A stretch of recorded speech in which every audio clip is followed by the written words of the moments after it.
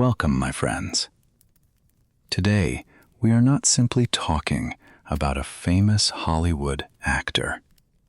We are going behind the bright lights, the fast airplanes, the red carpets, and the impossible stunts. We are going back to a childhood filled with movement, confusion, fear, and difficulty.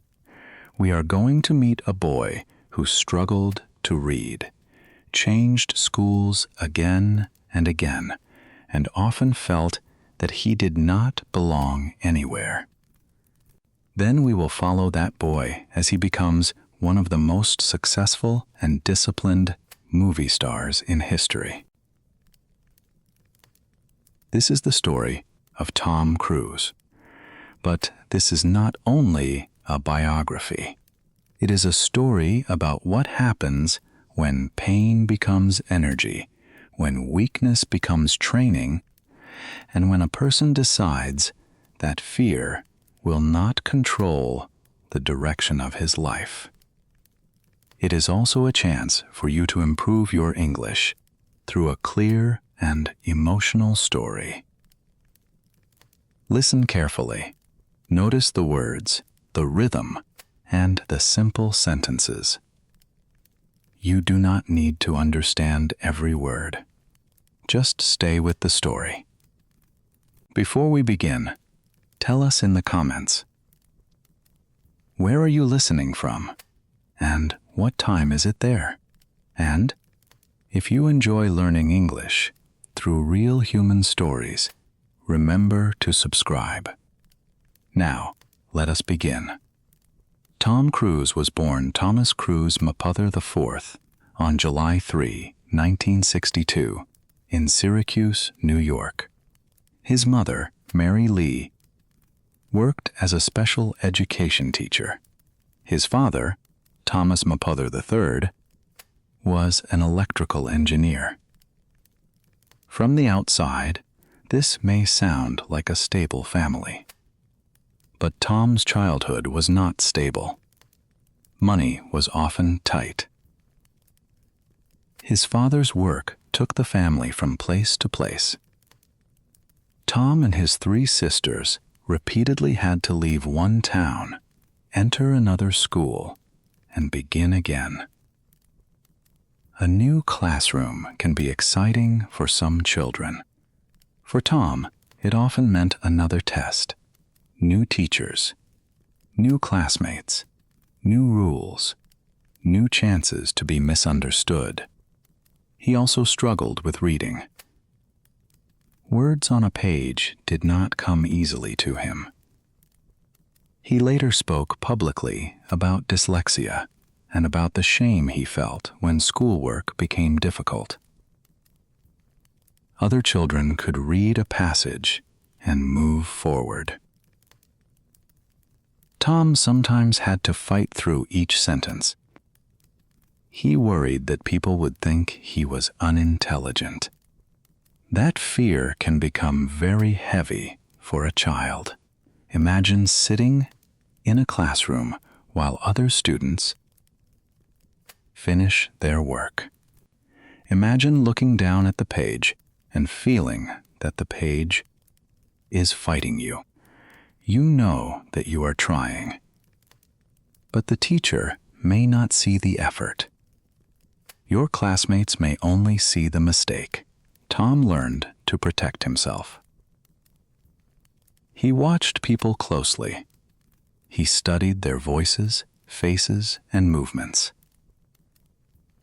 He became good at remembering what he heard. When reading was difficult, observation became a survival skill.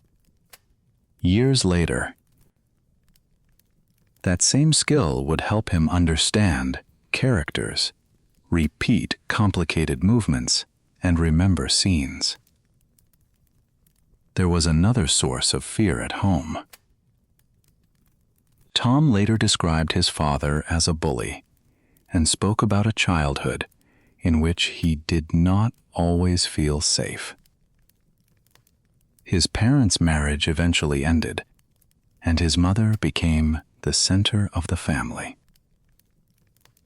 She worked hard and encouraged her children, even when life was uncertain.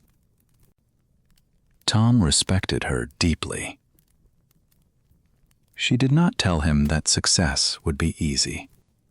She gave him something more important. She made him believe that difficulty did not have the right to decide his future. For a time, Tom imagined a completely different life. He attended a Catholic seminary and considered becoming a priest. He also loved sports, especially wrestling. Physical movement gave him confidence. On the wrestling mat, words did not matter.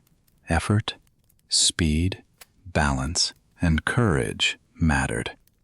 Then an injury changed his direction. Unable to continue wrestling in the same way, he joined a school production of the musical Guys and Dolls. It was not a major Hollywood film. There were no giant cameras, no stunt teams, and no millions of fans. It was only a school stage. But on that stage, something opened inside him. Acting allowed Tom to use everything he had learned while trying to survive. He could watch, copy, remember, move, react, and turn emotion into action. A script was still difficult, but a character made the words alive. Instead of only reading sentences, he could feel what the sentences meant. For the first time, the boy, who had often felt behind others, discovered a place where his difference could become an advantage. At 18, Tom made a bold decision. He would go to New York and try to become an actor. He did not have a university degree. He did not come from a powerful entertainment family. He did not have a clear path into Hollywood. What he had was urgency. He gave himself a limited amount of time to succeed. That decision created pressure, but it also created focus. He worked small jobs and went to auditions. He learned that rejection was normal. A casting director could look at him for a few seconds and say no. He could prepare for hours and never receive a second chance. Many people dream about acting because they imagine applause. The early life of an actor is usually filled with silence. You enter a room, you perform, you leave, then you wait. Tom kept going. In 1981, he received a small part in Endless Love. The role was brief, but it placed him in front of a professional camera. Soon after, he appeared in Taps, a drama set at a military school. His part grew because the filmmakers noticed his intensity. That word would follow Tom Cruise for the rest of his career. Intensity. Even when he was young, he did not seem casual. He looked fully present. His eyes were active. His body seemed ready to move. He did not simply stand in a scene. He entered it with force. In 1983, he appeared in The Outsiders, directed by Francis Ford Coppola. The cast included several young actors who would later become famous. That same year, Tom received the role that changed his life. Joel Goodson in Risky Business. The film contained a simple scene that became one of the most famous images of the 1980s. Wearing a shirt, socks, and underwear, Tom slid across the floor and danced through an empty house. The moment was funny, confident and free. Audiences remembered it because it captured the feeling of being young and suddenly believing that the world might belong to you. Risky business made Tom a star. But becoming known was not the same as becoming respected. Hollywood could easily have placed him in one type of role, the attractive young man with a bright smile. Tom wanted more. Then came Top Gun in 1986. He played Pete Maverick Mitchell, a talented fighter pilot with confidence, pain, and something to prove. The movie had speed, music, friendship, competition, and danger. Tom's energy fit the film perfectly. When Top Gun became a worldwide success, his face became one of the most recognizable faces on Earth. He was only in his 20s.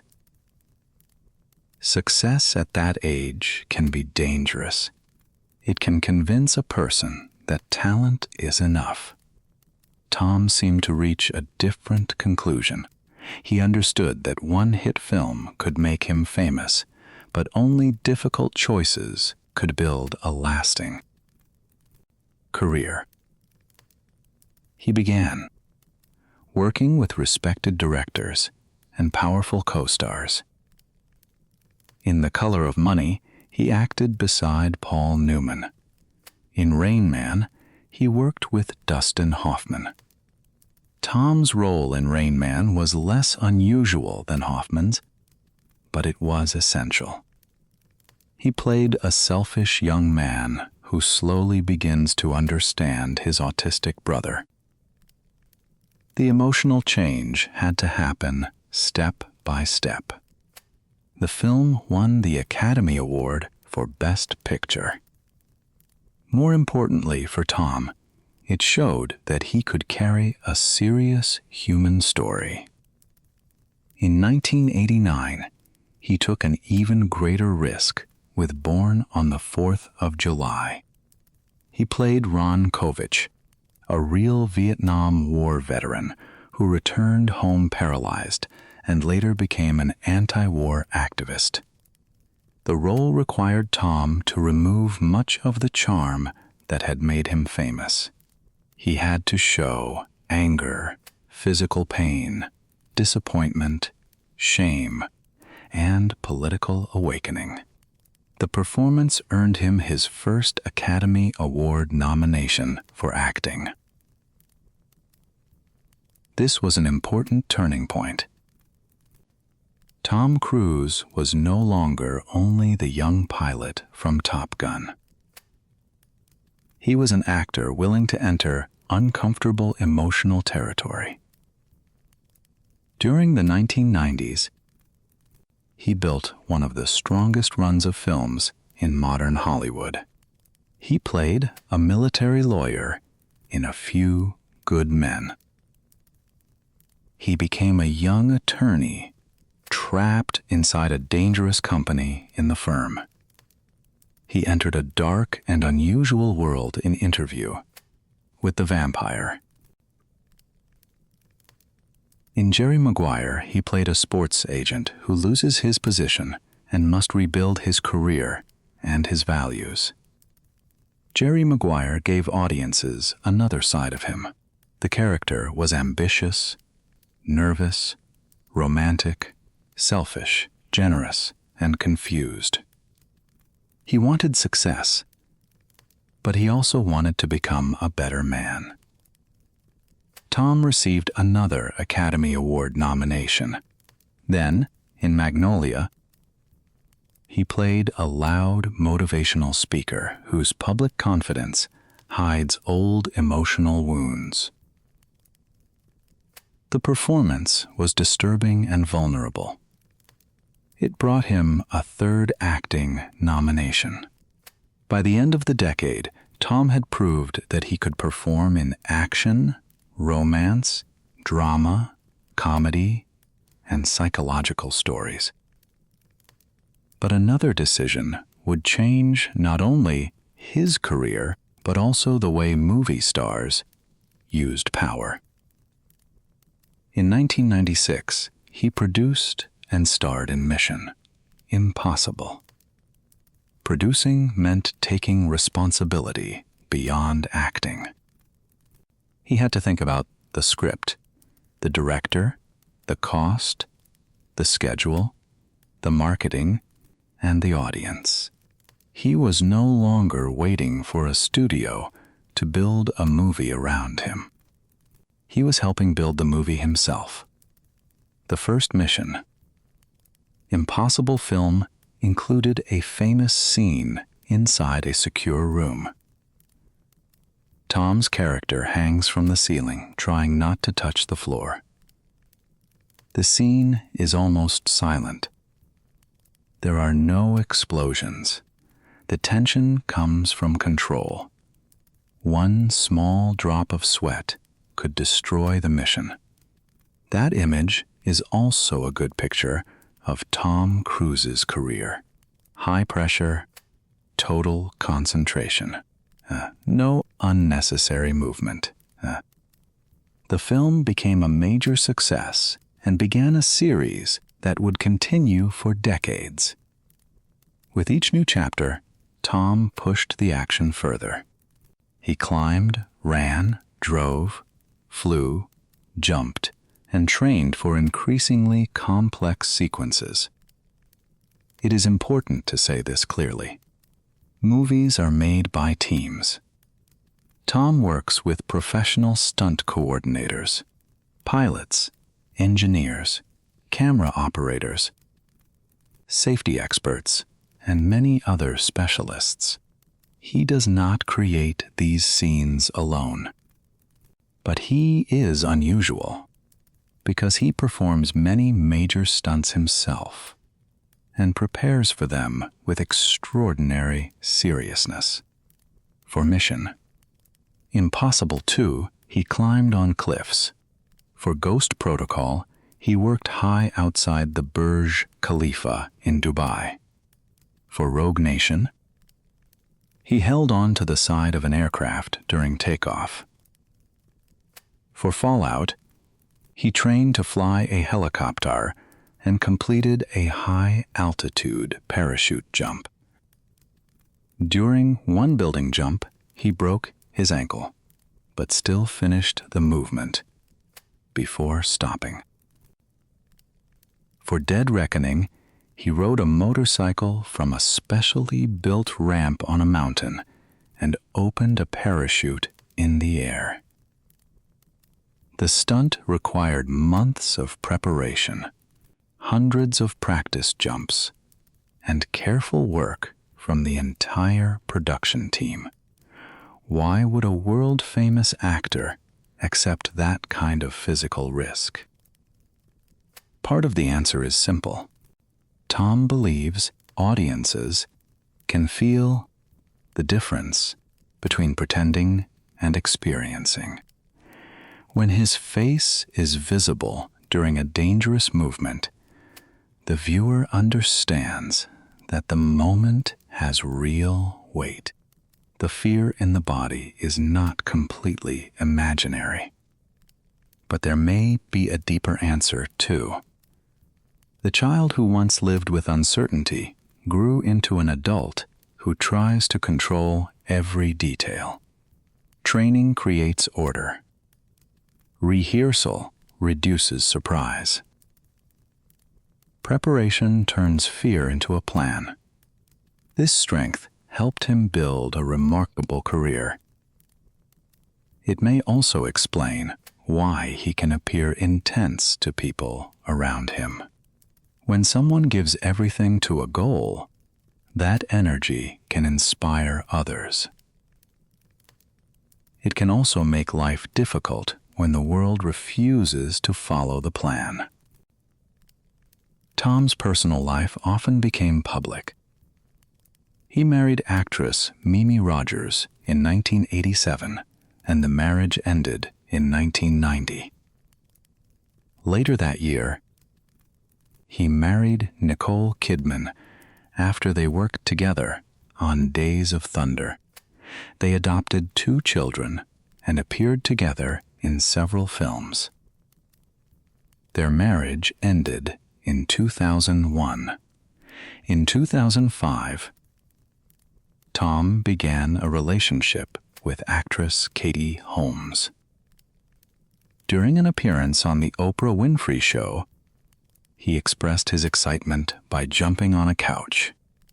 The moment was replayed again and again. Some viewers found it joyful. Others found it strange.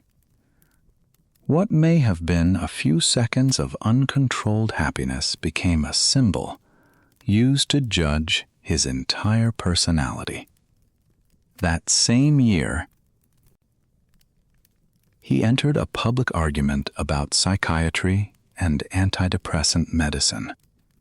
His comments were strongly criticized by medical professionals and by many people who felt he was speaking too confidently about a serious health subject. Years later, he said that his behavior in one television interview had been arrogant.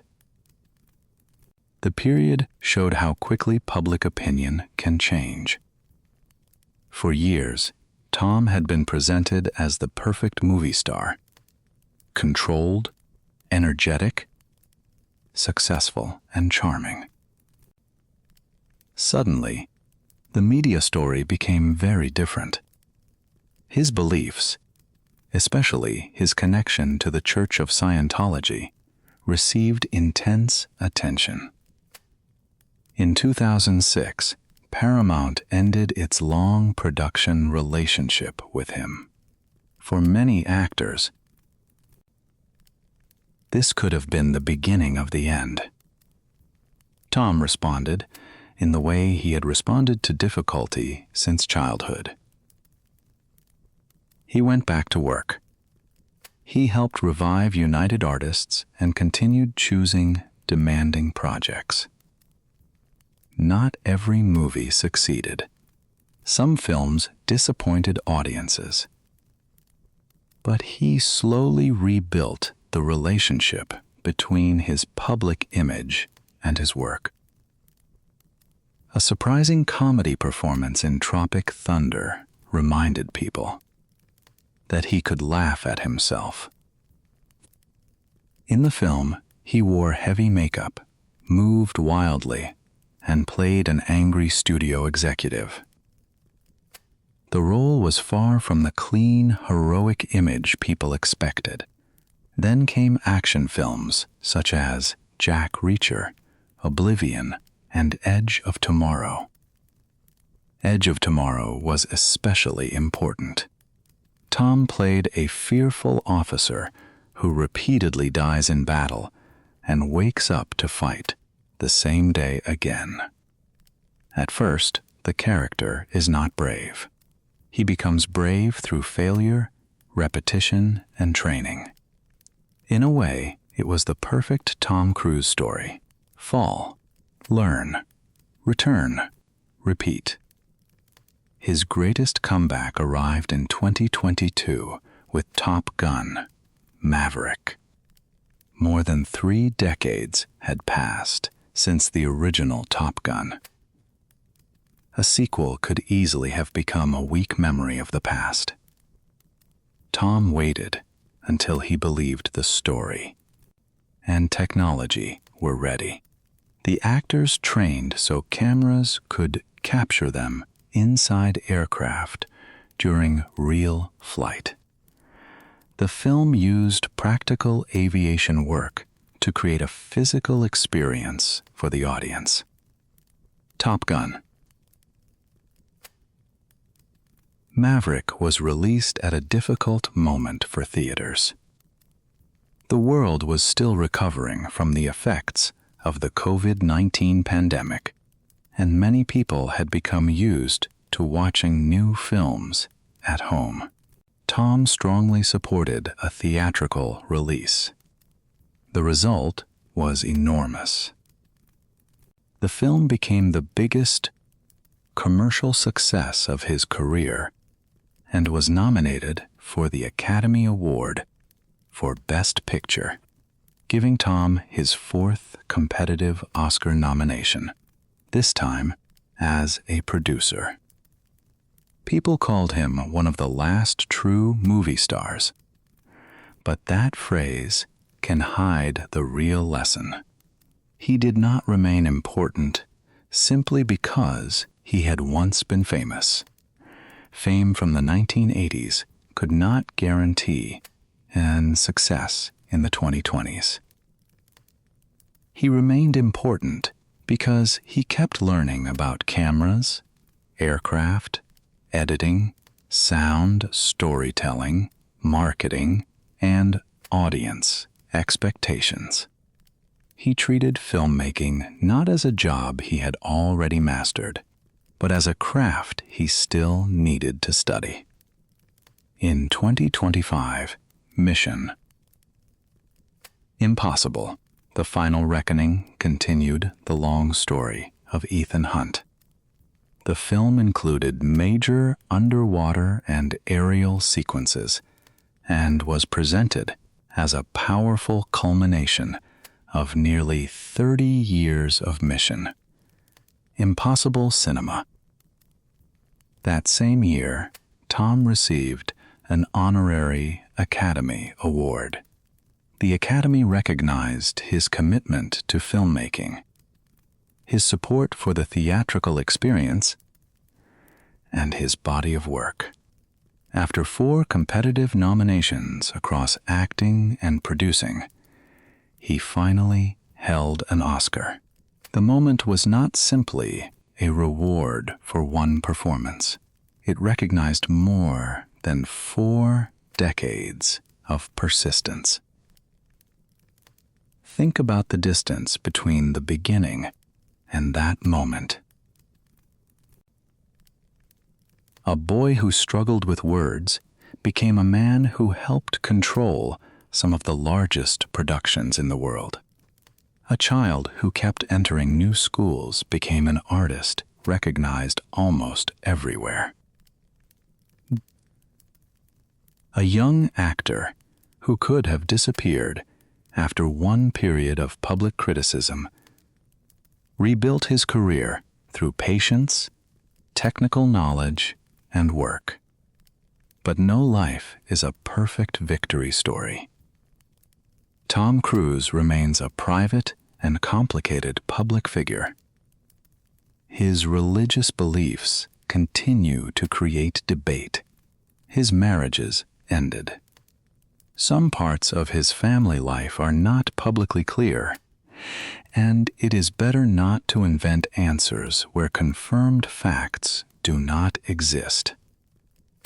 Great professional success does not automatically recreate peace in every private relationship. This is an important lesson. We often look at famous people and turn them into simple symbols. We say, he is a hero, or he is strange, or he is successful. But a human life is rarely one thing. Tom Cruise can be admired for his discipline and still be questioned for his public statements. He can create joy for millions of people and still carry private losses.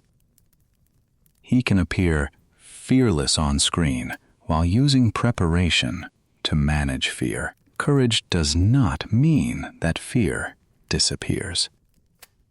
Courage often means building enough skill to move while fear is still present. What can we learn from his story? First, a weakness can train another strength. Tom's difficulty with reading may have pushed him to observe more carefully, listen more closely, and memorize with greater discipline. Your difficulty may also be teaching you a skill that you do not yet recognize. Second, preparation creates confidence. Tom does not jump from a mountain and hope for the best. He trains, repeats, studies, and works with experts.